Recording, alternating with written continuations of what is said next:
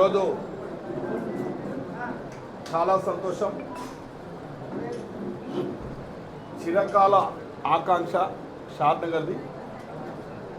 మనందరికీ తెలుసు, తెలంగాణ రాష్ట్రంలో ఎత్తైన ప్రాంతం షాద్నగర్ ప్రాంతం కాబట్టి మనకు ఈ ప్రాంతానికి సాగునీరు తాగునీరు లేక ఎన్నో పోరాటాలు జరుగుతూ ఉన్నాయి.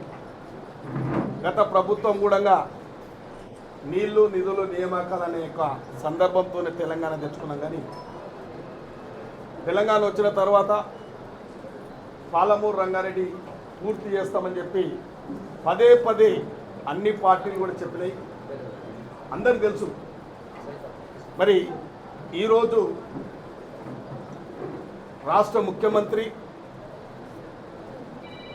ఆ రోజు వర్కింగ్ ప్రెసిడెంట్గా, ఉత్తమ్ కుమార్ రెడ్డి గారు పిసిసి అధ్యక్షులుగా, కోమటిరెడ్డి వెంకటరెడ్డి గారు, బట్టి విక్రమార్క గారు, వంశీ చంద్రారెడ్డి గారు అందరూ కూడా ఈ యొక్క లక్ష్మీదేపల్లి రిజర్వాయర్ నిర్మాణం చేస్తేనే ఈ ప్రాంతం సాగునీరు తాగునీరు వస్తుందని చెప్పి ఆ రోజు కృషి చేయడం జరిగింది.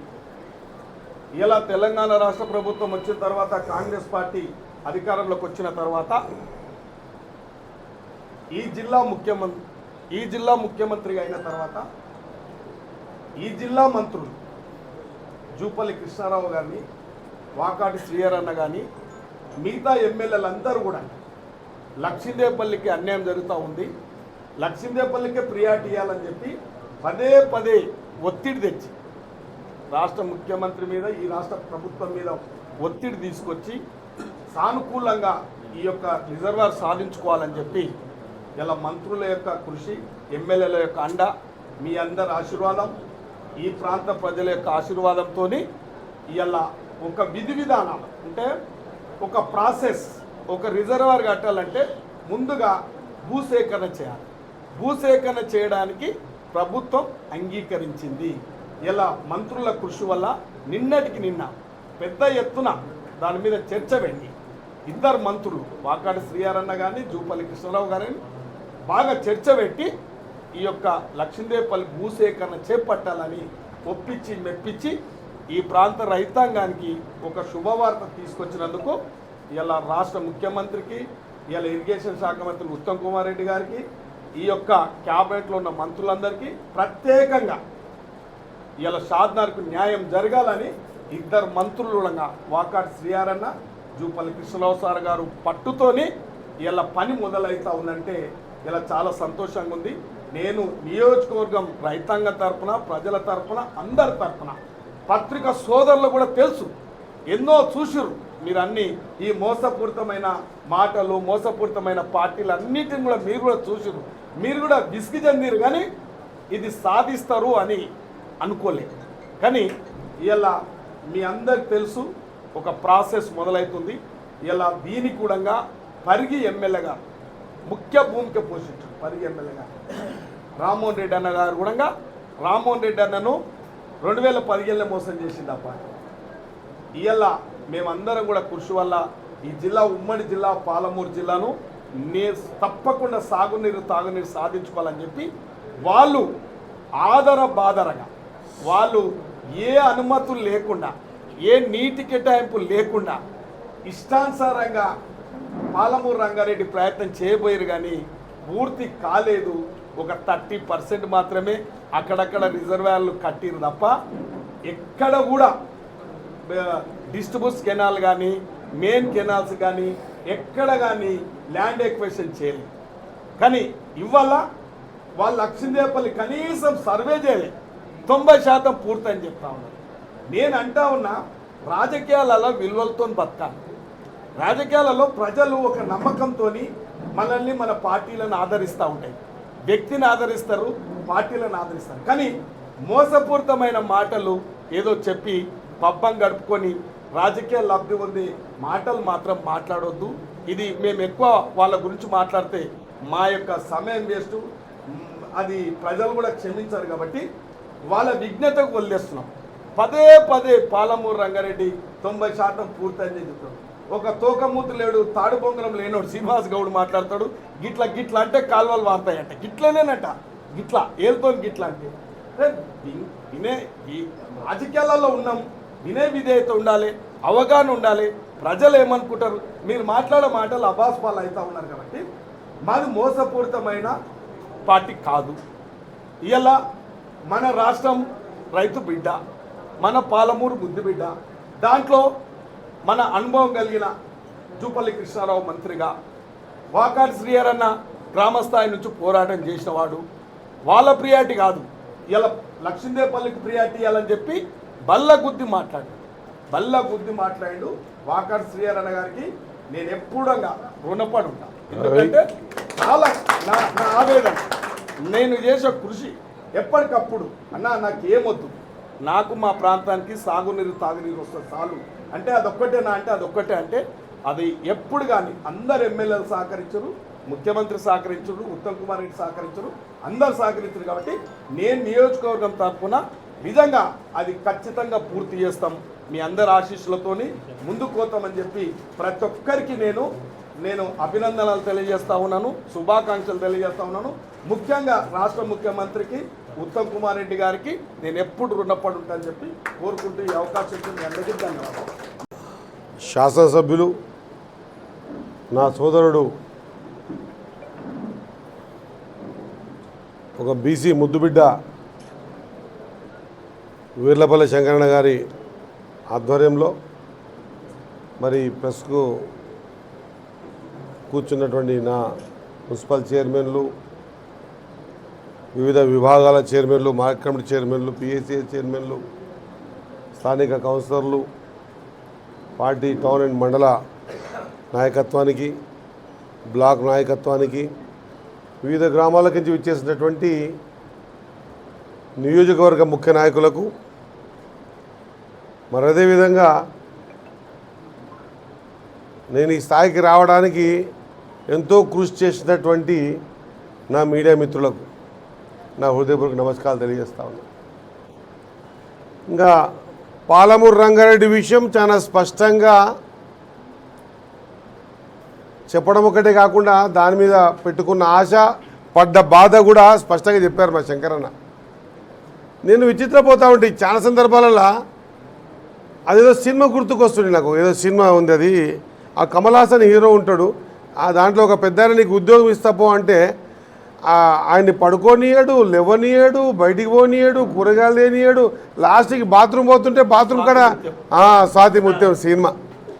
నాకు నిజంగా అనిపించేది, ఇదేది శంకరన్న సీఎం గారు ఇంటికి పోతే పాలమూరు రంగారెడ్డి అంటాడు, లేకుంటే లక్ష్మీదేవిపల్లి అంటాడు, ఏడబోతే అంటాడు. నేను ఒకసారి స్టడీ చేసిన ఈ మనిషికి ఇంత ఎందుకు పిచ్చి ఉందని. స్టడీ చేస్తే అప్పుడు అర్థమైంది, వాస్తవంగా కూడా లక్ష్మీదేవిపల్లి రిజర్వాయర్ కంప్లీట్ కాకపోతే నాట్ ఓన్లీ వీర్లపల్లి శంకరనే కాదు, ఏ రాజకీయ నాయకుడైనా కూడా తన జీవితంలో ఏదో ఒకటి కోల్పోయిండు అనేటువంటి మాట మాత్రం నిజంగా చెప్తా ఉన్నా. ఈరోజు మన ప్రియతమ ముఖ్యమంత్రి గారు ఈ ఉమ్మడి పాలమూరు జిల్లా ముద్దుబిడ్డ, నల్లమల్ల బిడ్డ, ఈ ప్రాంతంలో ఉన్నటువంటి రైతుల గోస తెలిసిన వ్యక్తి. సేమ్ టైం ఏ పాలమూరు రంగారెడ్డిని చూపించి 2 సార్లు అధికారంలోకి వచ్చిన తర్వాత కూడా ఆ పాలమూరు రంగారెడ్డికి సంబంధించినటువంటి విషయాన్ని తొక్కిపడేసి ఏ పాలమూరు రంగారెడ్డి చూపించి ఈ పాలమూరు ఉమ్మడి జిల్లాలో ఎక్కువ స్థానాలు గెలిచి గవర్నమెంట్ కూడా తెచ్చుకునే సందర్భాన్ని మర్చిపోయి, లేదా అంతకంటే ముందు ఈ పాలమూరుకెంచి ఈ పాలమూరు ఊరిలో మా ముఖ్యమంత్రి గారు అంటూ ఉండ్రి, పాలమూరులో నీ ఊరు లేదు, లేకుంటే పార్లమెంట్లో నీ గొంతు లేదు, అయినా కూడా పాలమూరులో నీ గెలిపించినట్టే ఎక్కడ ఉద్యోగం ఏమైనా ఇబ్బంది అయితే ఉన్న కాన్సెప్ట్లో గెలిపించారు. అది కూడా మర్చిపోయి మరి పాలమూరు రంగారెడ్డి పేరు మీద 2016 సెప్టెంబర్లో 16 తారీఖు రోజు మీరు ఇచ్చిన జీవో ఏంది? శ్రీశైలం బ్యాక్ వాటర్కి ఇచ్చి ఏడికిచ్చిర్రు, 21 స్టేజ్ల మీద లక్ష్మీదేవిపల్లికి ఇచ్చిర్రు. మరి ఇచ్చింది మీరు 21 స్టేజ్లు అయితే మీ టెండర్ పిలిచిందంతా 18 స్టేజీలకు. మీరు పిలిచినప్పుడు ఎంత 21 స్టేజ్కి ఎంత అన్నారు అమౌంట్? 27,000 ప్రాతిపదిక అమౌంట్తోనే చేసి డిపిఆర్ తయారు కాగానే 58,000 కోట్లకు మీరే డిపిఆర్ గవర్నమెంట్ సబ్మిట్ చేసింది. మరి మీరే 58,000 కోట్ల రూపాయలు పాలమూరు రంగారెడ్డికి వెచ్చించి మరి తమ అధికారంలో ఉన్నప్పుడు 27,000 కోట్లు మందమే నేను అనుకుంటా రమారమి ఖర్చు పెట్టి ఏడేడైతే మట్టి వర్క్ ఉందో అక్కడంతా వర్కులు చేసి పర్యావరణ శాఖ అనుమతులు లేకుండా, నీటి కేటాయింపులు లేకుండా, అసలు ఇంకా విచిత్రమైన సంఘటన అంటే సెకండ్ పంప్ హౌస్ కాడ ఏ కాంట్రాక్టర్కి అయితే ఆంధ్ర కాంట్రాక్టర్కి ఇచ్చినావో ఆ కాంట్రాక్టర్ ఇప్పటిదాకా ఈ రోజు కూడా టన్నల్ కంప్లీట్ చేయలే, ల్యాండ్ ఎక్వేషన్ కాలే, కాలువ మొత్తం కాలే. ఒక్క మోటారు 2022లో ఎలక్షన్స్ ఉందని చెప్పేసి ఒక్క మోటారు ట్రయల్ రన్ చేసి అది అర్ధగంట తర్వాత బంద్ చేసి ఇక పాలమూరు రంగారెడ్డి ద్వారా మొత్తం జనరేటర్ పాలమూరు రంగారెడ్డి ద్వారా మొత్తం ఉమ్మడి పాలమూరు జిల్లాలో ఉన్నటువంటి వలసపోతున్న జీవన విధానాన్ని మార్చేసి సస్యశ్యామలం చేస్తా అని చెప్పి ఓట్లు వేయించుకొని గెలిచినటువంటి మాజీ ముఖ్యమంత్రి గారు, మాజీ నీటిపారుదల శాఖ మంత్రి గారు ఒక్కసారి ఆలోచన చేయాలి. మీరు పాలమూరు మీద పెట్టినటువంటి బేనీయత ఆలోచన చేయాలి. పాలమూరు రంగారెడ్డి తర్వాత మీరు స్టార్ట్ చేసిన కాళేశ్వరానికి ₹1 కోటి ఖర్చు, 1,00,000 కోట్లు ఖర్చు పెడతారు కదా. మరి ఆ 1,00,000 కోట్లు ఖర్చు పెట్టినటువంటి కాళేశ్వరం ఎందుకు మీరు కంప్లీట్గా త్వరితగతిగా చేయాలని అనుకున్నారు? మరి ఎందుకు పాలమూరు రంగారెడ్డికి 27,000 కోట్లు మాత్రమే ఖర్చు పెట్టి ఆపేసినారు? మళ్ళీ ఇప్పుడు అంటారు ఈ ఉమ్మడి పాలమూరు జిల్లా మాజీ మంత్రులు, మాజీ శాసనసభ్యులందరూ కూడా పాలమూరు పోరంట. దేనికోసం పోరు? ఎవరు పోరు చేయాలి? ఎవరు పోరు చేయాలి? నీవేం అధికారం లేకుంటివా? ఇదే పాలమూరు రంగారెడ్డి పేరు చూపించే కదా 2 సార్లు అధికారంలోకి వస్తేవి. మరి ఆ అధికారంకి వచ్చినప్పుడు కొంత ధ్యాసన ఉండాలా లేదా? యువకులు అడగరా? ఉమ్మడి పాలమూరు జిల్లాలో ఉన్నటువంటి యువకులు ఉడికిపోతూ ఉన్నారు. అందుకే కదా పాలమూరు రంగారెడ్డిని నువ్వు మరుగున పడేసినందుకే మీ పార్టీని మరుగున పడేసి 14లో 12 మందిని కాంగ్రెస్ వాళ్ళు గెలిపించారు కదా. అయినా మళ్ళీ ఆలోచన లేదు. ఆ తర్వాత పార్లమెంట్ ఎలక్షన్స్లలో 2 బీఆర్ఎస్ స్థానాలు కోల్పోతే కూడా ఆలోచన లేదు. ఆ తర్వాత మున్సిపాలిటీలు కానీ లేకపోతే గ్రామ పంచాయతీ సర్పంచ్లలో కూడా ప్రజల వ్యతిరేకత, అర్థం లేదు. ఎటు పోతే అటు ఏదో కొత్త కారణం చేత కొత్త మాట పెట్టుకొని మంచి టైటిల్ పెట్టుకొని బయటకు వస్తే పాలమూరు ప్రజలు నిజంగా చెప్తా ఉన్న అమాయకులు ఉండొచ్చు కాక తెలివి తక్కువ వాళ్ళు మాత్రం కాదు అన్న విషయాన్ని గుర్తుపెట్టుకోవాల్సిన అవసరం ఉంది. అమాయకులం కాబట్టే మేము పార్లమెంట్లో ఎంపీకి గెలిపించినాం. ఆ గెలిపించినందుకన్నా 5 సంవత్సరాలు ఒక్కరోజు కూడా పాలమూరు గురించి మాట్లాడకపోయినా కూడా గెలిపించినాం. ఆ తర్వాత 2 సార్లు అధికారం ఇచ్చినా కూడా మీరు ఆ అధికారాన్ని ఉపయోగించి పాలమూరు రంగారెడ్డి కంప్లీట్ చేయలేదన్న విషయాన్ని కూడా ప్రతిసారి మొన్న కూడా కేసీఆర్ గారు బయటకు వచ్చి ఇక ఇది అది చేస్తాం ఇది చేస్తాం కత్తులు తిప్పుతామని ఒక మాట మాట్లాడండి. మళ్ళీ పాలమూరు రంగారెడ్డి విషయమే లెక్కలు కనిపిస్తూ ఉన్నాయి, మీరు పెట్టిన ఖర్చు కనిపిస్తూ ఉంది. మీరు పెట్టిన ఖర్చే 50% దాటలేదు.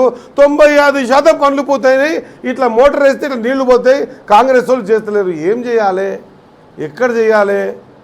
మీరు ఇన్నేళ్ళు అధికారం ఇయ్యని డబ్బులు ఇప్పటిదాకా మేము ఈ 200 సంవత్సరాలు దాదాపు 9,000 కోట్లు పాలమూరు రంగారెడ్డి మీద ఖర్చు పెట్టినాం.